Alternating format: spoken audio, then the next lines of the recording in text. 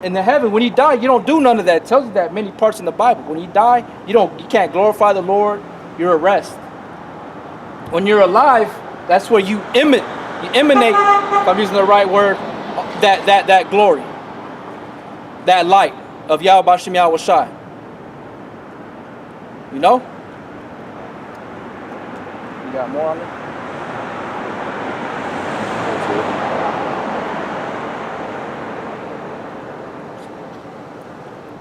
Go to Ezekiel 28:1.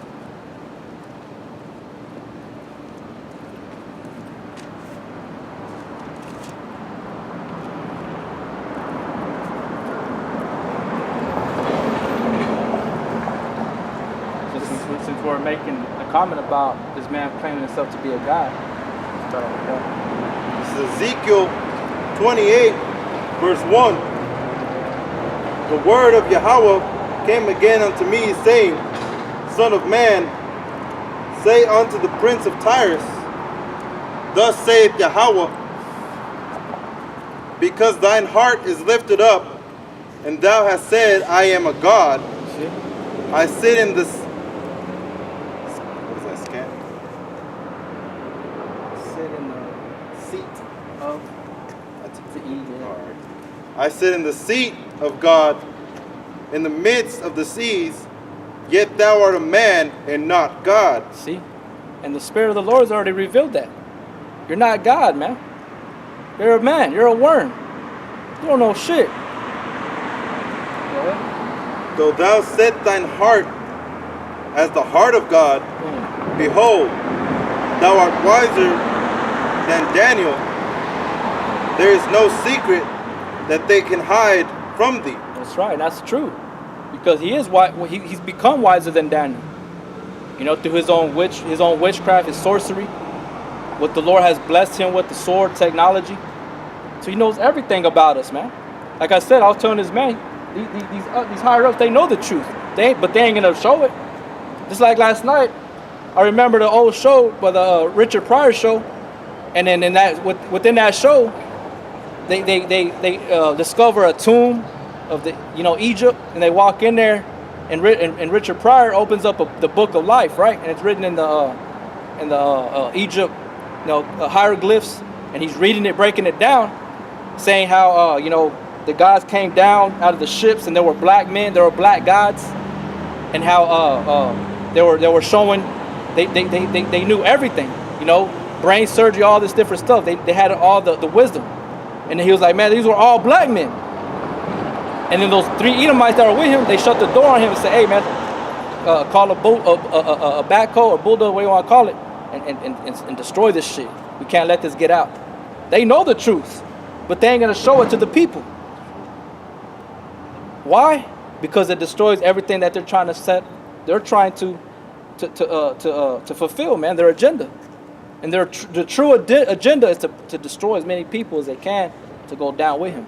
That's it. All right, go ahead.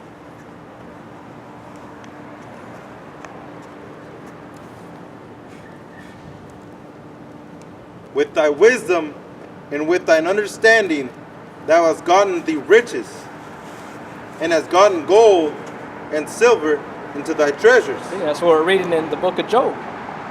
Nebuchadnezzar, his son Belshazzar, they acquired the same thing, right? Riches and gold, honor, glory, kingdom, people, right?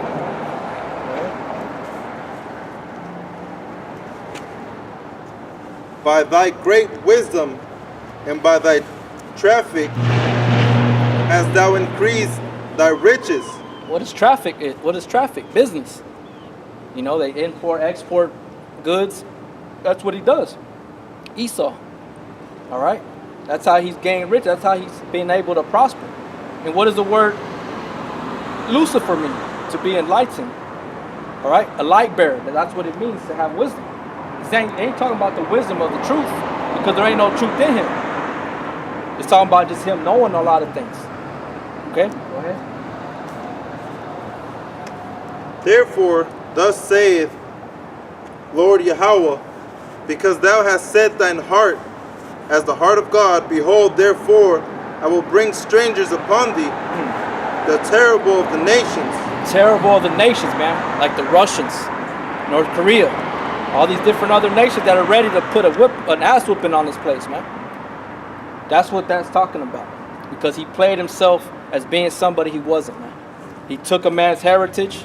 He took his house. He took the land from the Native American Indians. He took their children from them, the mothers, the fathers. He didn't plead the cause for the fatherless. We are showing mercy to the ones that are hurting. Just like the first guy that came up today. I knew that. I've been knowing that guy in the world, for years. Cool dude, man. Cool ass dude. But that life, whatever he followed, took him, man. Took him. Ain't nobody showing him mercy. Ain't nobody telling him the truth. People still feeding him the same lies. He told me a lie right in front of my face, saying that, well, I'm doing the same thing, shedding the truth to the people. Oh, you ain't, man. You're doing drugs, man. Just be real. I was trying to heal that brother, to wake up out of that. And if the Lord have mercy, he'll do that. Yahweh Shai is capable of doing anything. But that's just an example of how this place is, man, and what Esau fails to do.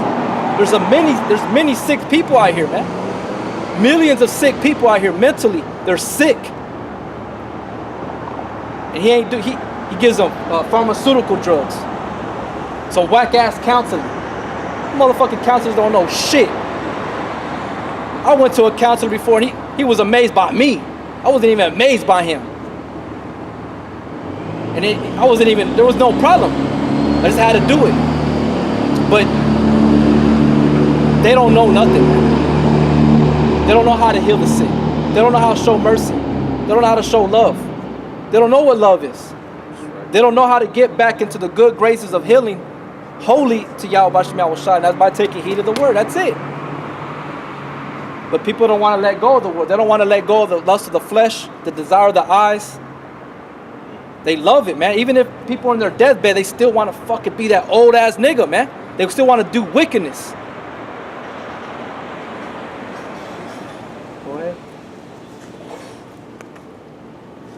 And they shall draw their swords against the beauty of thy wisdom, and they shall defile thy brightness. Yeah.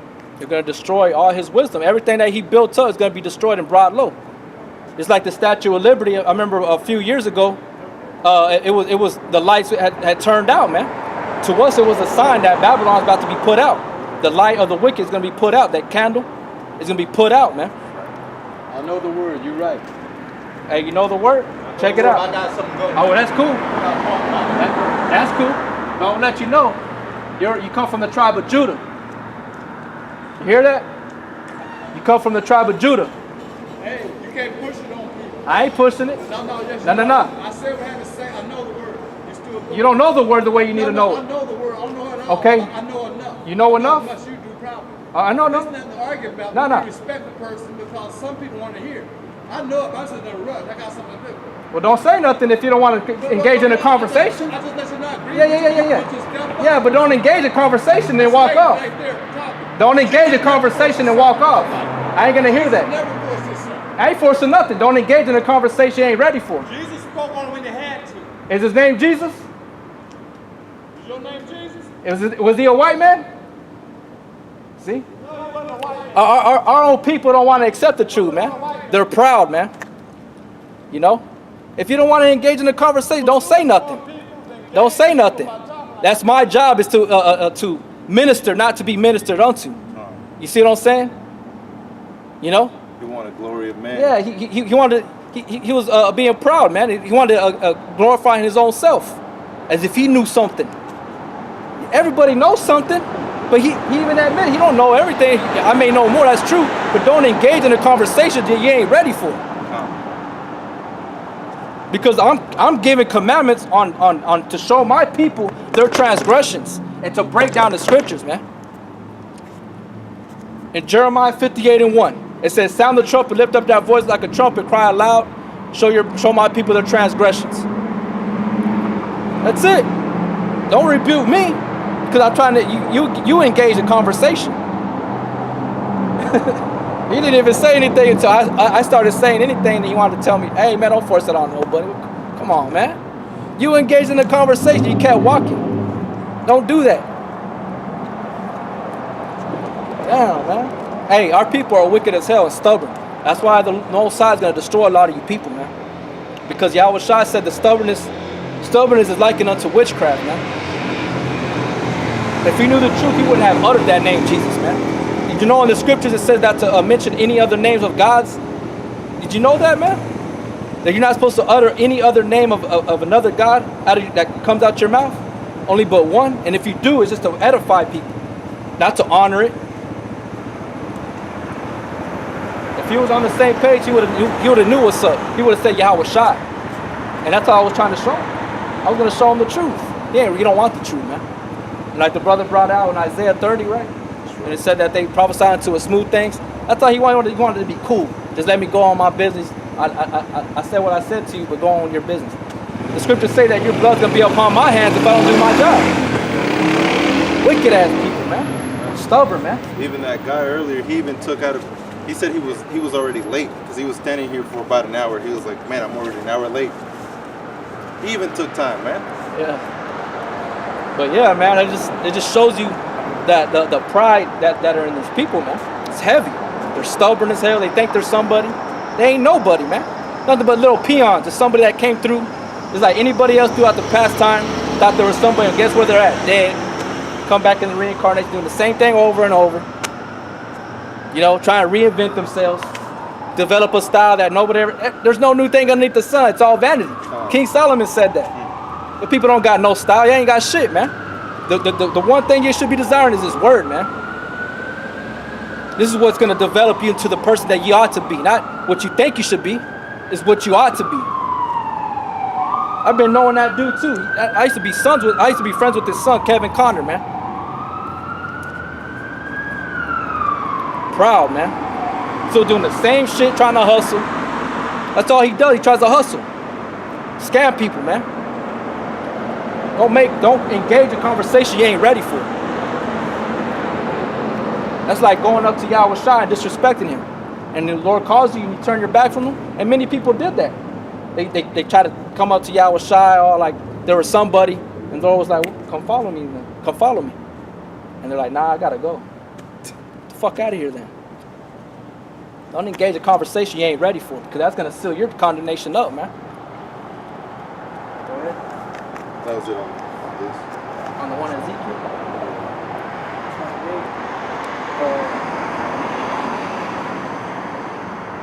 Where'd you stop on 7 or 8?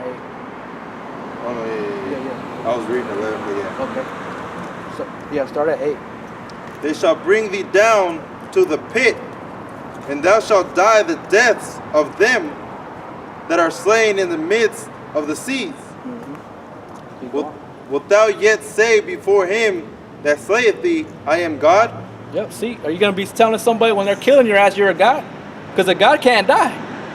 You can't touch Yahweh Shai. You did once and that's it. It ain't ever going to happen again. Now he's like, we'll keep making mention. He's coming back as a man of war. He ain't going to meet you as a man, but an angelic force. A force that's not to be reckoned with.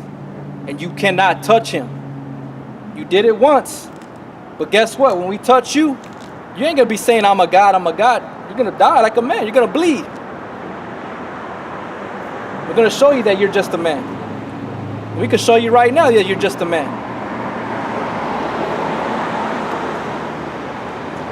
But thou shalt be a man and know God in the hand of him that slayeth thee. It said, in the hand of him that slayeth thee. So who's more of a God at that point? Who has more power at that point, man? You can't save your life. We can't even save our lives. We depend on Yahweh Shai. You don't depend on nobody, man. You depend on your sword. And that sword ain't good for nothing unless somebody's holding it in their hand, man.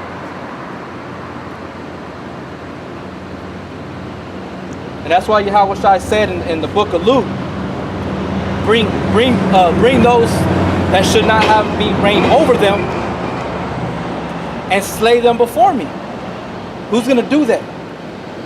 Who was Yahweh Shai talking to when he made that comment? Bring those hither that should not have me reign over them and slay them before me. To the elect, man. To the apostles, the disciples. So they're gonna take what's it called? Part in that destruction and destroying you people, man. And you Edomites. Because right now we're as fishers of men, but the Lord's gonna put the spirit on individuals to be hunters, to be transformed into hunters and destroying people, man.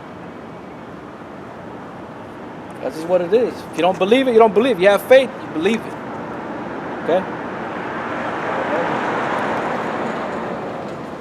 Wilt thou yet say before him that slayeth thee, I am God? But thou shalt be a man, and no God in the hand of him that slayeth thee. Ain't no God in the man of him that slayeth thee. That's for you, Esau. All right? That's for you and the 2/3. You know? Go ahead. Thou shalt die the deaths of the uncircumcised by the hand of strangers, for I have spoken it, saith Yahweh. Yahweh Bashem Yahushua said it. Thus said Yahweh Bashem Yahushua. It ain't out of my own so-called hatred, my own pushing it on people. I ain't pushing nothing on nobody. Don't ever engage a conversation you ain't ready for. You know? The Lord even said, I come to minister, not to be ministered. Therefore, I'm obligated to teach. All right? So, they'll say, Yahweh Bashem Yahushua, this ain't coming out of my own mind, my own heart, my own words. I'm just relaying the message, conveying the message to you. That's why they always had a problem with the messengers, the men that were sent by Yahweh Bashem Yahushua, and they put us to death because we did what we were supposed to do. We just told you what it was. That's it. But like this man, this was an example of that hatred, that great hatred. He had a hatred for the truth to be taught. He was probably one of the guys that were back then that put brothers to death, that took part in that. Because if you truly believe in this word, you ain't going to buck up like that. You're going to believe this word, man. The elect are going to believe the word. They may not know everything, but they're going to consider it. They're going to listen. You know what? All right, whatever. However it plays out in their mind, but they ain't going to buck up like that. You know? That's how you know they ain't got the right spirit on them. Whether it be an Edomite, 2/3. You know? So they're going to die to death by the hands of these heathens, man. They think they don't got to worry about us. We ain't doing shit. All we're doing is letting people know. They got to worry about falling to the hands of men. And that's what I know that if I ain't with this truth and I ain't considering myself and examining myself, I could potentially fall into the hand of my enemy and die. How? I don't know. I don't want to know. I don't want to go that way. I want to be in the hands of Yahweh Bashem Yahushua. In the right mind frame with Yahweh Bashem Yahushua. Not the evil mind frame of Yahweh Bashem Yahushua where he can fuck me up too. These people don't consider, man. It's like Esau. Esau didn't consider his birthright. He just gave it up, man. He saw it as just a piece of writing, a word, just something that spoke, and it just went in one ear and out the other. He didn't believe. So he gave it up to his brother for a bowl of soup, red meat. He said, what good is this to me now? I'm dying. Exactly. Because his life meant more to him. Not realizing that he wouldn't have died. He just couldn't deal with the pain of his pain. You know, just like when us brothers fast, when you first start off fasting, it hurts. But then as you do it, you practice it, it becomes nothing. It becomes easier and easier, you know. But Esau apparently never fasted, you know. He was more concerned about, the things that he could get there and there. That's why Esau does everything he does now. He got all these convenience stores, fast foods, you know. Back in the old time, it was not like that, man. You had to pray and wait on the Lord. You go and did what you had to do. And if you didn't get it, you still had to wait. You had to fast, pray. But today in our society, everybody wants everything then and there, right then and now. You know? Is there more on that one? Or is that there's one more. In Isaiah 13 and 17. We'll end it with this.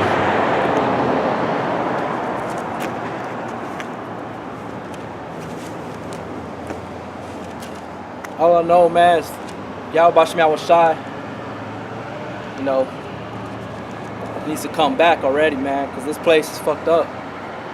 This place is hell, man. You know, I keep thinking about, man, you know, I've been out of work for 4 days, and it don't seem like it's been 4 days, man. It's not enough. You know, this place is fucked up.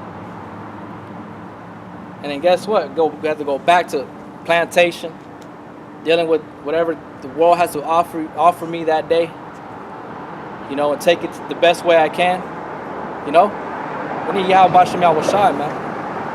And the only way he's going to come back is on his time and the elect being sealed up. That's why it's very important that brothers make videos, because those videos are going out to the four corners of the earth, and the elect are going to watch those videos, man, wherever they may be at. Because if the elect ain't sealed up, the end ain't never going to come. The elect have to be sealed. All right? A part of the gospel being preached to the four corners of the earth, meaning that the elect are going to be sealed at that time.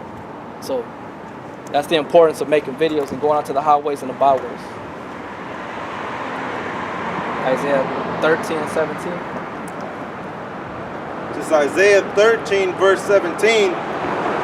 Behold, I will stir up the Medes against them, which shall not regard silver, and as for gold, they shall not delight in it. See? Once the spirit of Yahweh Shem Shai has come to its full, and he's worked the work that he's working on these other nations, in the mouth of Gog Magog, which is Russia, and he pulls them back, they ain't gonna care about what they can get out of America, what America has going on. It's gonna be full out war, man. And ain't nothing that Esau's gonna be able to get himself out of. NATO can't offer him nothing. There ain't gonna be no more writing up no peace treaties. All that shit's gonna go up in smoke, man.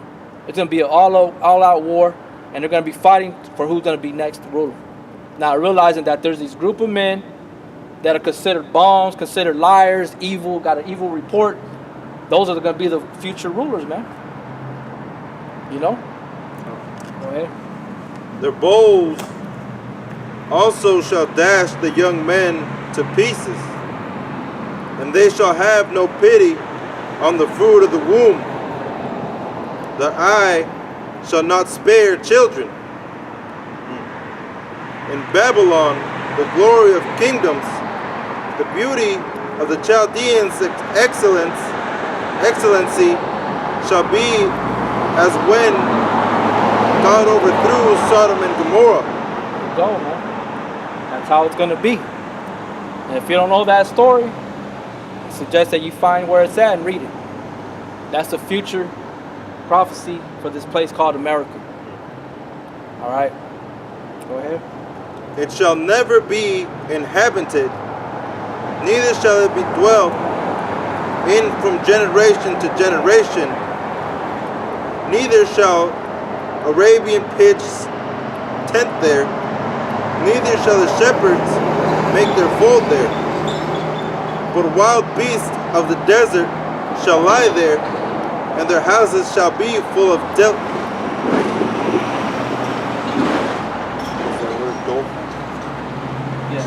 creatures.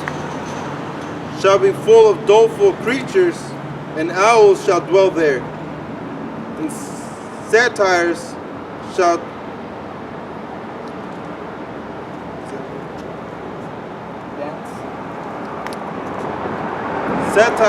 dance there. So all these, it's making